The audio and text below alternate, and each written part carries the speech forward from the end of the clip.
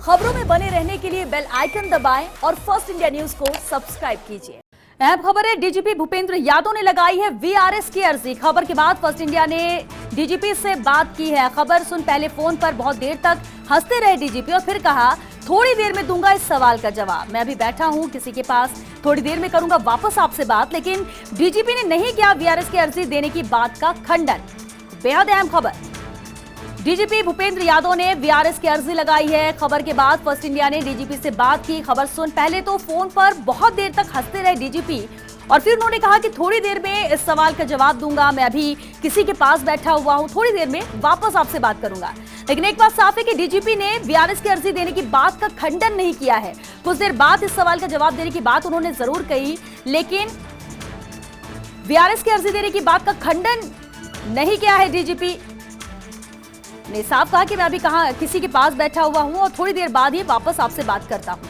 और चलिए इस पर बातचीत के लिए संवाददाता शिवेंद्र सिंह परमार हमारे साथ जुड़ गए हैं। शिवेंद्र, एक बात तो तय है कि उन्होंने नकारा नहीं है इस बात को कि उन्होंने वीआरएस की अर्जी नहीं लगाई है, लेकिन बाद में जवाब देने की बात कही। क्या कहा था उन्होंने? आपकी बात हुई उनसे? देखिए, उन्होंने नकारा नहीं है श्वेता, लेकिन ये तय हो चुका है कि वो वीआरएस की अर्जी दे चुके हैं। मैंने उनसे जोर देकर पूछा कि सर क्या आपने वीआरएस की अर्जी दी है या नहीं, इसका हाँ या ना में जवाब दीजिए। तो उन्होंने कहा कि मैं अभी कहीं बैठा हूँ, आपको बाद में कॉल करूंगा। मैंने फिर उनको पूछा कि सर आप मना कर दीजिए अगर आपने अर्जी नहीं दी है तो उन्होंने कहा कि शिवेंद्र मैं आपको वापस कॉल करूंगा। और इससे तय है कि वो अर्जी दे चुके हैं।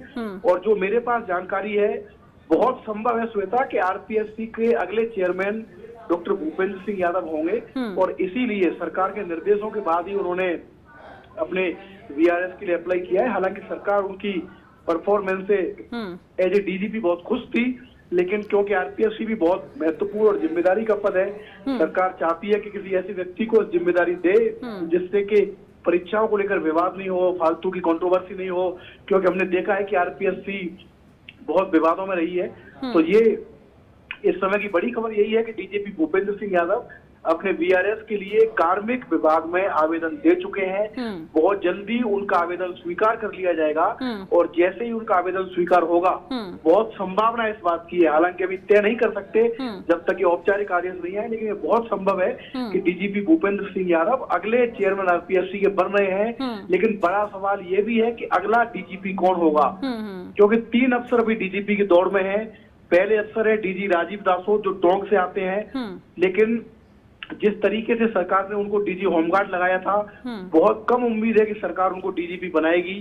दूसरे अफसर है एमएल लाठर जो भी डीजी क्राइम है, सीनियरिटी में वो राजीव दासोद के बाद नंबर 2 पर आते हैं। और जिस तरह का जातीय समीकरण राजस्थान में है, काफी संभावना है कि एमएल लाठर राजस्थान के नए डीजीपी बन सकते हैं। लेकिन एक तीसरा नाम और है, बहुत महत्वपूर्ण नाम है, वो नाम है बीएल सोनी, भगवान लाल सोनी का, जो जयपुर के पहले पुलिस कमिश्नर रहे हैं, जोधपुर से बिलोंग करते हैं और मुख्यमंत्री अशोक गहलोत के बहुत नजदीकी हैं। काफी बड़ा नाम है राजस्थान पुलिस में उनका।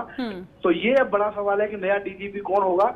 लेकिन ये सही है, डीजीपी ने खंडन नहीं किया है, लेकिन हमारे जो सूत्र है वो ये कंफर्म कर रहे हैं कि डीजीपी अपना आवेदन कार्मिक विभाग को दे चुके हैं और बहुत संभव है कि कल या परसों तक उनका आवेदन स्वीकार होगा और आरपीएससी में उनको बतौर अध्यक्ष, बतौर चेयरमैन जिम्मेदारी दी जा सकती है। शिवेंद्र, लेकिन खुद डीजीपी कब इस बात को एक्सेप्ट करेगी? आपको क्या लगता है जब वहां पर एक्सेप्ट हो जाएगा, कार्मिका में उन्होंने आवेदन दे दिया है, वहां पर एक्सेप्ट होने के बाद ही वो कुछ कहेंगे या फिर उससे पहले भी बात कर सकते हैं? बिल्कुल, उनकी बॉडी लैंग्वेज से यही लगा कि वो खुद इंतजार कर रहे हैं कि जो खबर है वो कार्मिक विभाग से ही आए पत्रकारों के पास कि हमने डीजीपी भूपेंद्र यादव का आवेदन मिलने के बाद उनका वीआरएस मंजूर कर लिया, उसके बाद ही वो मीडिया को बताएं।